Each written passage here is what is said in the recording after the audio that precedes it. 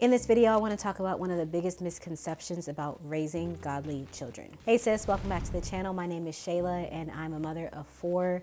And if I'm honest, sometimes my children's behavior makes me really question their salvation and mine, because I used to think that because, my husband and I are Christian, we're doing everything the right way, we're taking them to church, we're teaching them the Bible, we're doing all the lessons, all the things, they're going to turn out exactly how I wanted them to. That did not happen, does not happen all the time. And I would venture to say, if you are watching this video, you might be in the same predicament. So what do you do when your children are acting like Satan's spawn? The first thing that I want you to remember is that kids are people too. They can make their own decisions and they have to live with those decisions. Romans 14 verse 12 says, so each of us will give an account of himself to God. So it don't matter how old you are. If you 6, you 10, you 15, you 32, 45, it don't matter. You are going to give an account to God for what you do and how you live your life. This does not mean if they are flying off the deep end and they're, being disobedient, they're not obeying you, you're having a hard time controlling them. This doesn't mean that you just leave them to their own demise. It means that there's some effort that needs to be involved in how you relate to your child. You have to have discernment from him. So question number 1 would be, is it you? As the parent, are you doing something to provoke your child? Are you not communicating with them well? Are you casting, what's the right word? Are you taking things out on them or projecting? That's the word I was looking for. Are you projecting something onto them? You have to examine yourself. Also, we should never discount the spiritual realm. There are evil forces at work trying to essentially, to be frank, claim the lives of our children. The devil comes to steal, kill, and destroy. Our children are not exempt from that. In fact, he goes after the kids because they're more vulnerable. And so we have to consider, okay, are there any spiritual influences at play in my child's behavior? Another question to ask would be, is it an external influence? What is my child watching? Who are my kids hanging around? What are the things that they're seeing? It's really important to do our best to protect our children. Now, for me, I grew up very sheltered.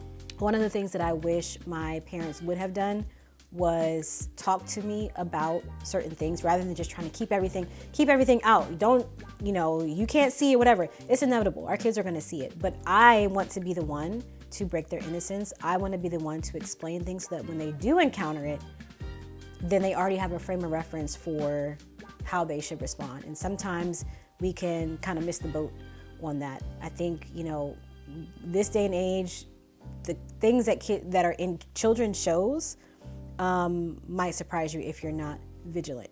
Another thing to consider will be, is it internal? Is it just the flesh? Do you have a stubborn child? Do you have a kid who lives in the flesh? Most likely you do, because they are children. Children are immature. They don't know how to regulate their emotions. They don't know the difference between their flesh and the spirit. These are all things that need to be taught to them. So there's always going to be an element of understanding what's happening in their own mind. I would say most importantly, we need to pray. I'm going to say it again. We need to pray. I don't understand how people can parent and not pray and not ask the Lord for guidance, because as you pray over your children, you cover your children, you ask the Lord to protect them, all these different things, God is working and moving. Your prayers can go a lot further than you can. God can do whatever, in the words of my friend, he can do whatever the freak he wants to do, okay? God can speak to our kids in a dream. So just never underestimate what our prayers will do for our children, even when it seems like they're not getting it. You're saying the same thing over and over again. You're not seeing the fruit of your discipline. All those things, know that our prayers are still working because God responds to his word. That's why it's important that we be praying the word. And then I would say, keep disciplining. Now, I have to use this word carefully. We'll look at it biblically. Some people have a connotation of discipline of just spanking. Some people have like stern talking to, but if you look at the Greek word for discipline, it actually means teaching, correction, training, and instruction. There's a couple verses I wanted to look at. The first one is Hebrews 12, verse 11, and it says, "For the moment, discipline seems painful rather than pleasant, but later it yields the peaceful fruit of righteousness to those who have been trained by it."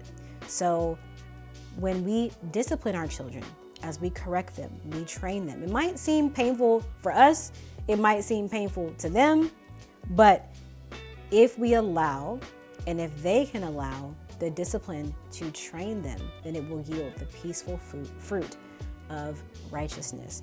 There's another verse I wanted to look at. It's Isaiah 54, verse 13.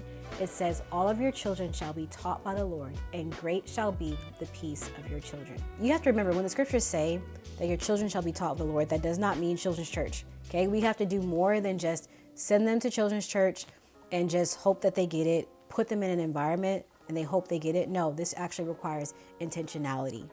Okay, so it's a matter of us even learning and growing in our understanding of the word so that we can actually teach it to our children. And so I don't want you to get discouraged. I want you to really consider the things that we talked about. Continue to stay steadfast in your discipline. Continue to lean on the grace of God to carry you through, because there have been, even in my own family, there are times and seasons where it just seems like I'm constantly all day long training, teaching, correcting, disciplining, instructing, like over and over and over and over and over again. And it's frustrating, it's tiring, I get irritated, I'm annoyed that they're not listening, but over time, I just have to trust and have enough faith to realize that it is going to yield the peaceful fruit of righteousness. So I just wanted to let you know we are all in these trenches together. If you see me on the street, I'm gonna hold up the little Hunger Games symbol because parenting these days is really challenging, but it can be done. The Lord knew that we were going to be living at this day and age, and so He has given us all the tools. He has equipped us to be able to love and train our children in the ways of the Lord. And so I just wanted to encourage you with that today. Make sure that you check out the video that I did previously on the power of our words and affirmations and things that you can actually say over your children and things that your children can say and confess over their own lives. Don't forget that hiding is overrated, and I will see you next time.